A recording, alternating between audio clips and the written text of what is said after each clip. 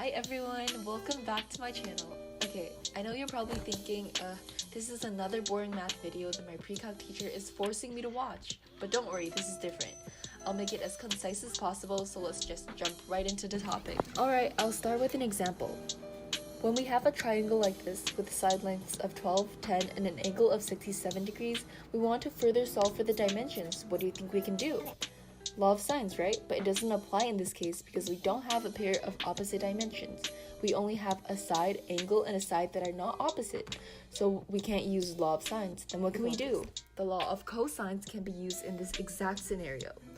When we have two side lengths and one angle in between, we can apply the law of cosines, which is a squared equals b squared plus c squared minus 2bc cosine a. And if we plug in the value for our triangle and solve for the other side, a squared equals 12 squared plus 10 squared minus 2 times 12 times 10 times cosine 67. Simplifying the equation, we get a squared equals 144 plus 100 minus 240 cosine 67. Therefore, a squared equals 155.22 and a equals 12.26. So we just learned that when we have two sides and an angle in between, we can apply the law of cosines. And there is another case in which we can use the law of cosines as well, which is when you want to find an angle using the value of three sides. Say we have an angle with sides of 7, 5, and 8. Again, we can't use the law of sines because we don't have an angle at all. However, since we have the three sides, we can use the law of cosines. So let's try it with this example.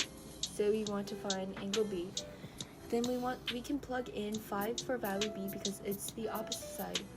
And plug in the two other sides, 7 and 8 for A and C in the equation. We can keep angle B as our unknown in the equation and simplify the equation to the following.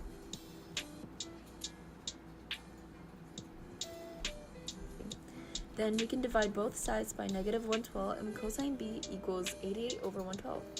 Then we can just take the inverse of 88 over 112 to get the value of angle B.